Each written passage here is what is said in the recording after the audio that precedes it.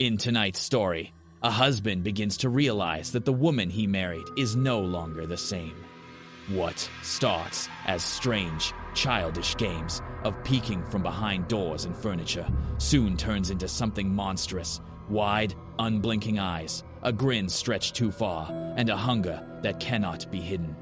As the laughter grows sharper and the stalking more relentless, he discovers a truth that no marriage vow can withstand. This is not love anymore. This is the face of terror. Welcome to Nightmare Proof, where true horror comes alive.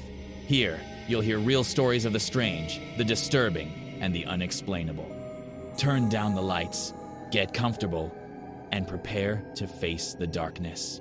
My wife Lynn and I have been together for 6 years, married for 11 months. Our entire history together has been very normal, and I've never noticed any strange behavior or red flags. I can't stress enough how out of character this whole thing is for her. Lynn is kind, smart, and considerate. She has always been the type of person who doesn't joke around. Being childish or trying to scare me isn't something she would normally do. She doesn't even like horror movies. When we first started dating, she agreed to watch The Shining with me because she knew how much I loved horror. She got so scared that she didn't even make it halfway through the movie before we had to turn it off. She doesn't like anything scary and has never played a prank. It's just not her cup of tea. And that's fine, but that's what's so strange about this. It's just so unlike her. I should also add that she has never had any psychological issues, and as far as I know, it doesn't run in her family. I know some people can hide their mental health problems, but in the 6 years we've been together, I think I would have seen some signs.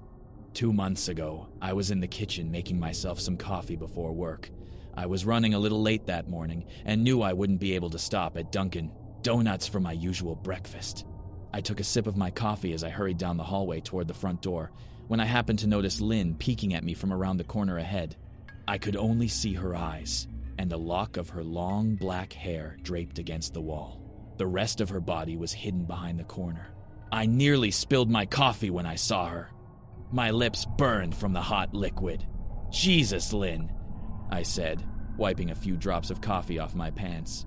"You scared the hell out of me." She immediately disappeared from view like a child who'd been caught doing something wrong. I heard her scurry toward the living room, and by the time I got to the front door, she was gone. It was really weird and completely out of character for her, as I said, but I also found it kind of funny that she was being more playful and a little less serious. I yelled that I loved her and called her a weirdo. As I closed the door behind me, I heard her laugh. Her behavior was a bit odd, but it certainly wasn't something to call a priest over. I had forgotten about it by lunchtime, and when I got home, she was her normal self. I didn't mention it, and neither did she, and life went on. The next incident happened 3 days later. It was around 2 a.m., and I had woken up to get a drink. I was standing at the kitchen island, holding a carton of orange juice, when I got the intense feeling that I was being watched. For some reason, I looked down at the floor and saw my wife's smiling face looking back up at me. She was peeking at me from the other side of the kitchen counter, staring at me with wide, unblinking eyes and a huge grin, grinning like the Cheshire Cat. I screamed loudly, "I have to admit," not out of annoyance, but out of fear. I don't know why, but in that moment, I was terrified. When she heard my scream, Lynn shot backward out of my sight, her hands and feet slapping against the tile floor as she scurried on all fours out of the kitchen. I didn't run after her, or even yell for her. I just stood there, frozen in shock, wondering what the hell had possessed her to do that. It took me longer than I'd like to admit to go back upstairs, but I eventually did. When I got to our bedroom, Lynn was lying on her side, asleep, or at least pretending to be. I stood there for a moment, watching her breathe to make sure she was really asleep. I had a feeling she might pounce on me the second I got into bed, but she didn't. I climbed in, and she didn't even move. Her breathing was soft and deep, and I started to wonder if I had dreamed the whole thing. The next morning, I waited for her to come down for coffee, and after handing her a mug and kissing her on the cheek, I decided to ask her about it. "What was that all about last night?" I asked, keeping my voice gentle so as not to offend or embarrass her. She frowned at her coffee mug, shaking her head as if she didn't know what I was referring to. "You were peeking at me again. From over there?" I said, pointing to the spot on the floor by the kitchen island. She followed my gaze, and when she looked back at me, she burst out laughing. She laughed so hard that I couldn't help but join in. "You scare me sometimes, you know that?" I said. She giggled and set her mug on the counter before wrapping her arms around my neck. "You scare me all the time, so I guess that makes us even," she teased. We said our goodbyes and left for work. As I drove, I kept thinking about how creepy it was to see her grinning at me from behind the kitchen counter like that, the sound her hands made on the floor as she crawled away. I told myself she was just trying to be silly, just trying to join me in my love of all things horror. It wasn't that I was afraid of her, but it just felt wrong to me. I started seeing her peeking at me more and more often. Sometimes she would peek out from behind the couch or the living room curtains. One time, she even managed to fit inside my grandmother's old trunk that we keep at the foot of our bed. I wouldn't have even known she was in there if the trunk's old hinge hadn't given her away. She had propped the lid up just enough for half of her face to be visible. She was grinning like an excited toddler. It was terrifying. I didn't even know what to say to her. All I could do was stare at her. When I finally found my voice, I asked her why she was doing this. She didn't answer, but she slowly closed the lid, locking herself inside the trunk. I just walked away, feeling bewildered. I didn't understand why she was doing it, but it clearly brought her a lot of joy. I just hoped she would get tired of this game soon. Lynn didn't peek at me for the next 2 weeks. I started to think she was done with her weird prank, and I was relieved. One night, we were watching a show on Netflix, and I joked that I hadn't seen her peeking at me lately, and that she must have given up her spy games. She looked up at me with a slight smile and said, "Maybe I've just gotten better at it." I didn't say anything, but I wondered if she was joking. For the next few days, I couldn't stop thinking about what she had said. Was she still peeking at me when I wasn't looking, and I just wasn't noticing? And if so, what the hell was she getting out of it? I started to feel paranoid, constantly checking to see if she was watching from around a corner or behind a door. I was on edge whenever I was at home, and she wasn't in my line of sight. I felt foolish and a little crazy. But after a few more weeks with no other incidents, I started to relax. I stopped checking the furniture and the walls and told myself it was just a bad memory. Then, a few days ago, things got a lot worse. Lynn left to go to a friend's house, and I was lounging on the couch, playing some games on my laptop.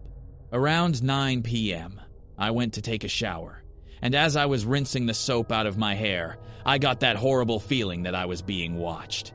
I slowly opened my eyes and nearly had a heart attack. Lynn was peeking from behind the shower curtain, her whole head inside the shower, leaving only her body on the outside. Her long, black hair was draped over the curtain, the ends dripping with water. Her mouth was open in a horrible, wide grin, her eyes wide and bloodshot, as if she hadn't blinked in a while. I screamed and jumped back against the wall. She didn't move, nor did her smile waver. Her makeup was running down her cheeks in 2 black streaks. She looked both amused and completely deranged. I was terrified. We stood like that for a while, neither of us saying a word. Finally, after what felt like an eternity, she slowly pulled her head out of the shower, and I watched her blurry silhouette through the curtain as she backed toward the bathroom door. A second later, the bathroom door slammed shut, hard enough to shatter the mirror. I screamed again and jumped out of the shower to lock the door.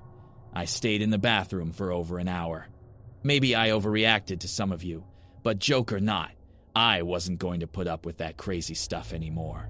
That's what I kept telling myself as I paced back and forth in the bathroom, stopping at the door every few minutes to listen.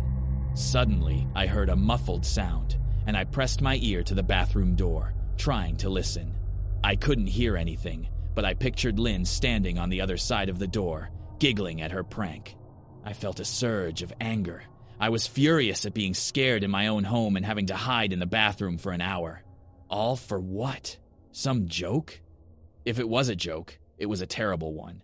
"What the hell, Lynn?" I snapped. "This shit is getting really annoying." I waited for her to apologize or call me a wuss. But instead, I heard a faint moan, so quiet I wondered if I'd even heard it, and then complete silence. "Lynn!" I called out, unable to hide the tremor in my voice. I got no response, just my own heavy breathing. "I swear to God, stop it!" I yelled, banging my hand on the door. I waited for her to yell back at me, which I would have expected from the way I spoke to her. I had never yelled at her before, but there was nothing, just the occasional drip from the shower head. I won't deny that I was panicking, too scared to open the damn door and face my own wife. I waited for about another 30 minutes, which feels like a lifetime when you're scared. Finally, I decided I wasn't going to hide in the bathroom all night, so I got on my knees and looked through the crack under the door. I half expected to see her face peering back, but thankfully I didn't. I looked straight down the hallway to the top of the stairs, but there was no Lynn. I didn't know if I should be happy about that or not. I watched for a few minutes, waiting to see her head pop up from the top step, but it never did. I stood up, my hand on the doorknob, and prepared myself to open it. I slowly turned the lock with trembling fingers and was about to yank it open when I heard a sound that still makes me sick to my stomach to think about. A low moan, louder than before, but this time I could tell where it was coming from. I turned my head toward the closet door in slow motion and locked eyes with my wife, who was peeking at me from the small gap.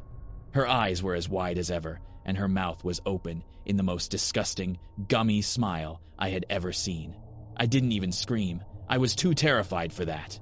Her hands were clasped in front of her chest, her body trembling with sheer delight, as if she could barely contain her excitement. A short, guttural moan escaped her throat, deep and raw, sending a shiver down my entire body. Somehow, I found the ability to open the bathroom door and run as fast as I could down the stairs, grabbing my keys and phone from the living room table before bolting out to my car. I could hear her high-pitched laughter behind me, but I didn't hear her getting any closer. I didn't bother to close the front door. I drove away from the house faster than the law allows, shivering the whole time, whether from fear or from the cold. I don't know. Probably a bit of both. I hadn't grabbed a jacket or even a pair of shoes. I was still in my shorts, and my hair was still damp. I drove straight to my brother Chris's house, about 40 minutes away, ignoring every call and text I received. I didn't check my phone until I was safely parked in his driveway. Lynn had called 4 times and sent a series of texts, all wondering where I had gone and why I had left like that. I angrily threw my phone in the glove compartment, furious at her nonchalant attitude. My brother and his wife were surprised to see me, especially in just a pair of shorts, but told me to stay as long as I needed. Chris lent me some clothes and asked what had happened. I told him Lynn and I had a fight, but didn't go into detail. I didn't want him to think I was overreacting, abandoning my wife over a prank, albeit a weird one. I mean, hadn't I been encouraging her for years to lighten up instead of being so serious all the time? I had wanted her to relax and let loose, but this definitely wasn't what I had in mind. I tried to sleep on their sofa, but my brain wouldn't let me. Every time I closed my eyes, I saw Lynn's face staring at me from inside the closet. Knowing she had been in there with me the whole time gave me goosebumps. She had never left the damn bathroom. Instead, she had snuck into the closet and slammed the bathroom door to trick me. Just the thought of going back home made me anxious. I tossed and turned for what felt like hours. Chris eventually gave me a sleeping pill so I could get some rest. My sleep was filled with terrible dreams, all of Lynn's smiling faces. I woke up as the sun was starting to rise. My aching body was sore from the couch, and I felt exhausted. I knew I would have to call Lynn at some point, but I didn't know what to say to her. I wasn't going home unless she promised me she would never do that creepy stuff again. I just wanted my wife back. Her normal, serious self had never looked so good to me.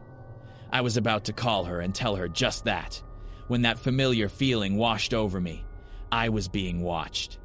I was staring up at the ceiling, my heart tightening in my chest. I didn't want to look away, but the more I ignored it, the worse the feeling got. My eyes almost reluctantly left the ceiling. Her face was pressed against the window next to the couch, looking down at me with the same wide-mouthed grin as before. Drool was running down from her lips, leaving 2 long streaks on the glass. I don't know how long she had been there, but something told me it had been a while, maybe all night. I didn't bother screaming, though I was scared. Anger was overriding any fear I felt at that moment. I shot up from the couch and slammed my palms against the glass. "Lynn, are you crazy? What the hell is wrong with you? Go home!" I screamed. "Right now!" She didn't move, and her grotesque expression never changed. If anything, her smile just got bigger, as if she had never been more thrilled. I could hear Chris and his wife walking around upstairs. As if Lynn could hear them from her spot outside, her head turned slightly toward them, and she slowly started to close her mouth. Chris called my name from upstairs, his voice laced with concern. I turned around to see him and his wife, Rebecca, hurrying down the stairs. When I turned back to the window, Lynn was gone. The only sign she had been there were the 2 streaks of drool still running down the glass. I tried to explain to Chris and Rebecca about waking up to find Lynn looking at me through their window. They were skeptical. Who wouldn't be? Chris and I went outside to the spot in front of the window, but there were no footprints in the dirt, just a slight indentation. Probably an animal, Chris guessed, and I didn't feel like arguing. He and Rebecca assumed I had dreamed the whole thing, but they didn't understand, and I was too tired to explain it to them. I called in sick to work that day and turned off my cell phone. I didn't want to face Lynn. Just talking to her was too much for me at that point. I was really starting to believe that something was seriously wrong with her, that no matter what she promised, we would never be the same again. The thought made me sad to my core. I cried for most of the morning.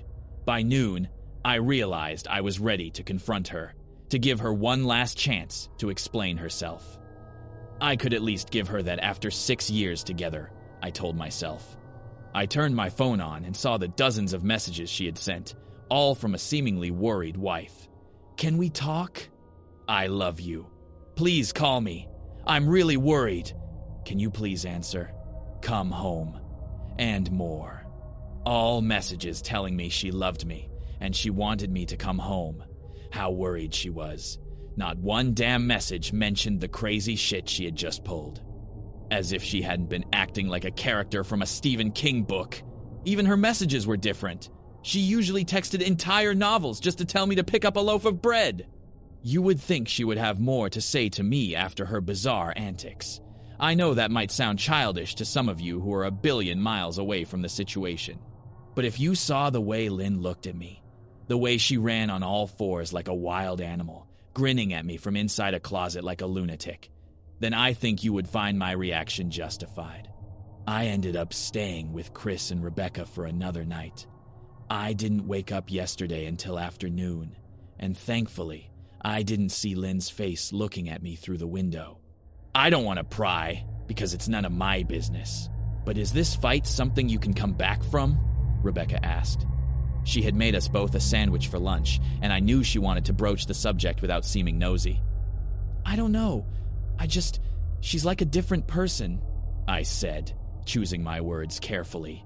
I wasn't ready to let her, or Chris, know the full extent of the batshit craziness I had been dealing with. People change, Ben, but she's still the woman you married. Maybe you two just need to talk about your problems. Whatever is going on, I'm sure it can be worked out, she said, playing the part of a mediator. I don't think that's it anymore. I don't think talking will help. I just don't trust her, I said. The words stung my heart. I missed and loved my wife, but how could I live with someone like that? Living in constant fear didn't sound very appealing. Lynn loves you. She must be hurting a lot too, she said. I'm not so sure about that, I said. Well, it looked like it. I've never seen her so sad. Very unlike the Lynn I know, Rebecca said, shaking her head sadly. It took a full minute for her words to really sink in, and when they did, I felt a cold fear creep through my skin. Wait, what do you mean? You saw her? You saw Lynn? I asked, my mouth suddenly dry. Rebecca nodded casually as if it wasn't a nightmare. Maybe for her, it wasn't. She stopped by this morning right after Chris left for work, she said, clearing the plates from the table. I didn't see her car, though. She probably took an Uber or something. Beck, what did she say? Did she come inside? I asked, sweat starting to bead on my forehead. I started looking around, scanning the corners as if a predator was lurking behind them. No. She just asked if you were awake, and I told her you were still sleeping. I asked her if she wanted me to wake you up, but she said no. Just to let you sleep, she said as she washed the dishes. Is that all? She didn't say anything else? I asked. No. She looked terrible, though, like she hadn't slept in days. I think you should call her. I got up from the table and thanked Rebecca for lunch. I felt a little better knowing that at least she hadn't come inside the house. Still, I needed to double-check that the doors were locked. I sat for a while trying to figure out what to do. Next, I didn't want to go home, but I felt like I owed it to Lynn to help her if I could. Hadn't I vowed to love and honor her in sickness and in health? Clearly, she was very sick. If she was sick, which I truly believed she was, then I had to try to get her the help she needed. But I didn't even know where to start. I didn't want to call the police. And besides, what the hell would I tell them? That my wife was peeking at me? That she was being creepy? As weird as it was, she hadn't committed any crime. Not yet, anyway. The police would probably say I was overreacting. But this wasn't a joke. It felt wrong. Dangerous, even. Like something sinister was lurking beneath her smile. I knew that as her husband, I had enough power to have her committed. But what if she just acted normal in front of them? She had obviously been able to fool Rebecca into thinking she was just a concerned wife. As long as the doctors didn't see her as a danger to herself or others, they would have no choice but to release her after 72 hours. I felt lost and overwhelmed. So, I did what any husband in my position would have done. I called her mother. I didn't want to, believe me. Her mother, Mary Ann, and I have never been on good terms. We've never argued or anything like that. She isn't a very warm person and isn't really easy to get along with. She almost never smiles, and when she does, only her lips lift into a thin smile, leaving her eyes as empty as before. She gives off an aura that feels like she's always on the defensive. I've only met her twice, and both times were very short visits. I got the impression she didn't approve of me for her daughter. Lynn was always quick to get us out of there because she didn't want me to feel uncomfortable, which I was grateful for. Being around her mother felt almost unbearable, like walking on glass. I was glad we moved 3 states away, so I didn't have to see her often. I was happy to avoid the woman, but I needed her help. I really didn't want to talk to her at all, but I had to talk to someone, and someone who knew Lynn better than I did. So, I gritted my teeth and did what I had to do. What? She answered, sounding annoyed. Mary Ann, it's Ben. Do you have a minute to talk? I asked. I could hear her click her tongue in irritation. I'm in the middle of writing some checks, but if you insist, I suppose I can spare a moment. What did you want to discuss, Benjamin? She said softly. It's about Lynn. She's been acting very strange, and I was wondering if you knew if there was something. I was quickly cut off. It's a bit difficult to follow your rambling, Benjamin. What do you want from me? She asked. I could almost see her standing there in her thin sweater and slacks, tapping her nails impatiently on the table. I want to know if you've ever noticed any odd behavior, or maybe any mental health issues? I asked. There was a long, uncomfortable silence that I couldn't tell if it was because she was just thinking or something else. Finally, after a few seconds, she spoke. I'm not sure if this is one of your jokes, Benjamin, but if it is, I don't find it funny. Now I have things to attend to, as I said. So, if you don't mind, she said, but I cut her off before she could get rid of me. Mary Ann, this isn't a joke. I'm genuinely concerned for Lynn's mental health. Her behavior has been very erratic lately. I'm very worried about her, and I would think that as her mother, you would be too," I said, the frustration evident in my voice. "If you're so genuinely concerned, then I suggest you get medical professionals involved." "I don't know what you expect from me," she snapped. I could tell she was seconds away from hanging up, and for some reason, I was desperate not to let her. I had a feeling she knew more than she was letting on. "Please, if not for me, do it for Lynn," I tried. I heard a faint, shaky breath, as if she was trying to maintain her tough persona but was failing. "Marianne is something," I started. "Benjamin, I don't know what to tell you. My only advice is to seek professional help. Do not call here again. Goodbye." I tried to call after her, but she had already hung up. I tried to make sense of the call and her refusal to help. Even if she didn't like me, why wouldn't she want to help her own daughter? I couldn't understand it. I tried to replay the conversation, desperate to find something I had missed. After a while, I almost gave up, until I remembered her last words to me. Seek professional help. She had said those words with a hint of urgency. I might have just been grasping at straws, but no. I was sure her voice had changed slightly when she said it, as if they were important. What did she mean? I assumed she was referring to medical professionals, but maybe she was referring to someone else, someone she didn't feel comfortable saying directly for some reason. Or maybe I was just being desperate. I waited for Chris to get home, and after a very long and exhausting conversation with him and Rebecca, I convinced them that Lynn really needed psychiatric help. I didn't tell them everything. I wasn't ready to get into it yet, but I told them about our last encounter, how she hid in the bathroom, peeking at me from the closet. They were obviously shocked, but thankfully they believed me. They wanted to help her too. However, they didn't think it was all that serious. Weird, maybe, but not dangerous. They kept saying Lynn must be playing some kind of twisted prank. Maybe for YouTube? Rebecca suggested, though only half jokingly. Chris didn't think we should involve the police at this point. Instead, he offered to go with me, and I readily accepted. He reasoned that talking to her calmly, trying to convince her to go voluntarily, was the best approach. I agreed to do it his way. At least I wouldn't be going into that house alone. We drove over here this morning, right after breakfast. There was no way I was going at night. As we pulled into the driveway, my stomach started to churn. Her car wasn't there, but I still didn't let my guard down. The front door was slightly ajar, and for a split second, I thought we would see her eyes staring through the gap. I shivered and started to sweat. Chris, however, was fine. He waited for me to open the door, his hands in his pockets as if he were taking a walk in the park. I envied his ignorance. I pushed the door open and was immediately hit by a rotten smell. Chris smelled it too, and he followed me into the house with his nose wrinkled. "What do you guys use to clean your floors around here, damn?" Chris muttered.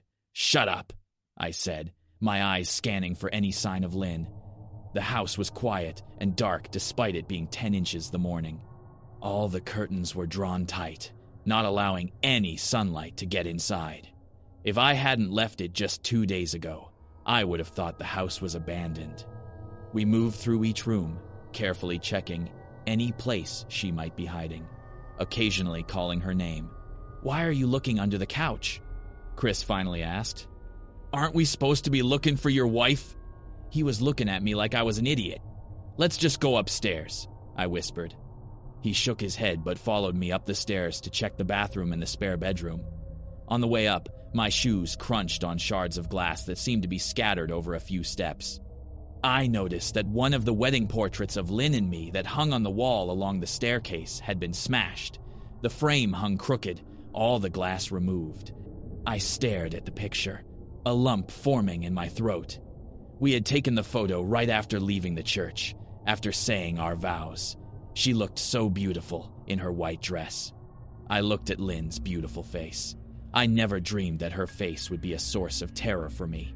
We climbed the rest of the stairs and checked the spare bedroom, but it looked completely untouched. I hesitated to go into the bathroom, my fear from that night suddenly rushing back to me. Chris noticed and offered to go in by himself, but I couldn't let him do that. So, we went in together, checking the closet and the shower. The bathroom looked as if it hadn't been touched since the night I left. "I don't think she's here, Ben. Why don't you pack some clothes and we'll try to come back tomorrow or something?" Chris said. I nodded and went into our bedroom and stuffed some clothes into a duffel bag. When I checked inside our closet, I discovered the source of the smell and gagged. Chris took one look, and his face turned pale. He had to stand in the hallway to get away from the sight and the smell. I stared in horror at what was inside my bedroom closet. Soaking the carpet, there were at least a dozen eyeballs, all carefully arranged in pairs. Some were as large as quarters, while others were as small as marbles. I stared at the eyes she had collected from small animals, and I wondered how she got them, and shuddered at the thought. Dude, I thought Becca's shoe addiction was bad. But holy shit, your wife is in here collecting eyeballs, Chris said, gagging. Ben, I think we should go, he called from the hall. I'm getting sick. Okay. I grabbed my duffel bag and closed the door on my new nightmare. I stepped out into the hall and took a deep breath. I could taste the rot on my tongue, and I couldn't help but gag. What kind of psycho lines up eyeballs in their closet like that? Chris muttered. I tried to tell you she needed help, I said. She doesn't need help, Ben. She needs a goddamn exorcist, he said. Are you coming or what? I can't stand the smell of it. I didn't ask him what. I could feel it. Someone was watching me, and I didn't think it was the eyes in the closet. I turned around, my eyes slowly scanning the bedroom. Oh my God, I whispered, when I finally saw what we had missed. Under the bed, lying on her side, watching us with the excitement of a child on Christmas morning, was my wife. She had her hands clasped together, just under her chin, and they were trembling with eager anticipation. Now that she knew she had been found, I could hear the little noises she was making. A sort of hiccuping sound in her throat, as if the excitement was too much for her. It was terrifying, to say the least. The wide eyes and that radiant smile. Everything in me told me to run, but I forced it down. This was my wife. As twisted as she was still the woman I married. I had to help her. Lynn, I said softly. She didn't respond, but her head bobbed back and forth twice, as if she were nodding. Baby, I just want to help, okay? Can you let me do that? I asked. I took a step forward, approaching her like some kind of dangerous animal. I love you, Lynn, I said gently, taking another step closer.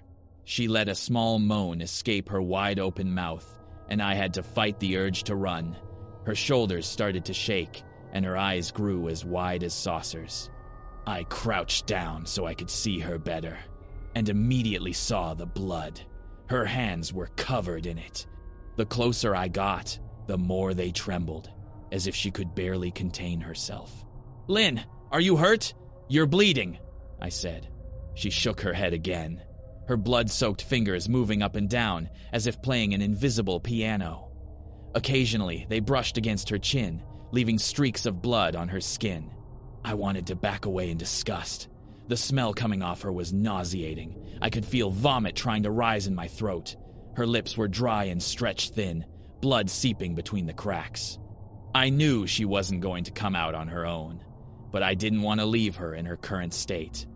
I inched closer and reached my hand toward her. The excited hiccups got louder, and her hands trembled, fingers twitching. That's when I could see the blood seeping from between her fingers. Oh my God, Lynn, you're bleeding, I said. Instinctively, I reached out to take her hand, but before I could touch her, her own hand shot out toward me.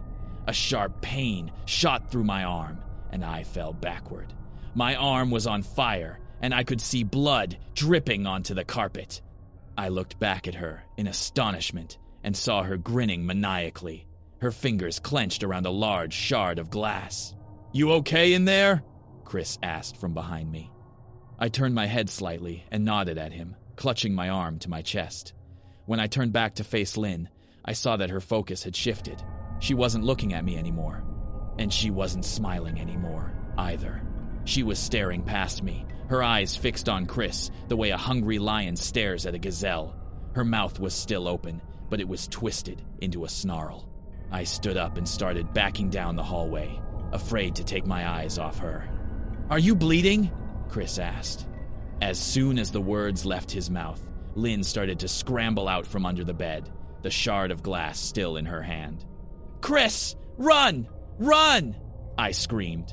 He must have been too scared to move, because a second later I felt my back bump into him. He was still standing at the top of the stairs, staring at the horror that was my wife. Lynn had fully crawled out from under the bed and was standing in the bedroom doorway, her face contorted in a mask of rage. Her entire body was visibly tense. Blood dripped from her fingers and onto the floor. "Jesus, Lynn," Chris said. "Are you, playing hide and seek?" I reached behind me and pushed him toward the stairs. "Move your ass, Chris," I said, as gently but firmly as I could. Lynn shook her head in a quick, sharp motion and started to grin, her mouth opening wider and wider until it seemed her chin was touching her chest. I heard Chris mutter a curse and then run down the stairs. I stood at the top of the steps, torn between my love for a woman who clearly needed help and my own self-preservation. "I just want to help," I said, my eyes welling up with tears. Her eyes focused on me again as she slowly lifted the shard of glass, holding it out in front of her. And then she started to sprint toward me, grinning with sheer excitement. Thankfully, my body took over, and I flew down the stairs, taking them 2 or 3 at a time. I made it to the front door when I felt her jump on my back, her arms wrapping around my neck, her open mouth next to my ear so I could hear those horrible hiccups up close. I threw her off me, sending her to the floor. I felt a sharp pain in my back as she fell, but I threw open the front door and bolted to my car. Chris was standing in the front yard, on the phone with the police. I didn't say a word. I just ran to my car and jumped in. Chris got the hint and followed me, still on the line with 911. I looked in the rearview mirror. Sure, I would see her there, running after us, but I didn't. I went straight to the ER and got 11 stitches in my arm and 3 inches my back. The police asked a lot of questions and went back to the house to search, but of course, Lynn wasn't there. They advised me to stay with a friend or relative for a while and file for a restraining order as soon as I could, but none of that mattered. I knew it wouldn't, somehow. I dropped Chris back at his house and checked into a hotel an hour away. I wanted to put as much distance between me and Lynn as possible. This is where I've been for the last 4 hours. I thought maybe the police would find her. Maybe they would get her the help she so desperately needs. But now I don't think so, because 40 minutes ago I got a text from an unknown number. Just 3 words. "I found you." And an attached image. The picture is dark and grainy, but I knew what it was immediately. There's no mistaking my wife's eyes. I started typing this out right after. I don't know what to do. I'm alone and scared, and I can't shake the feeling that I'm being watched. Thank you for watching Nightmare Proof. If you enjoyed these stories, don't forget to like, subscribe, and share to keep the nightmares alive. Have a story of your own? Send it in, and you may hear it here next time. Until then, sleep well if you can.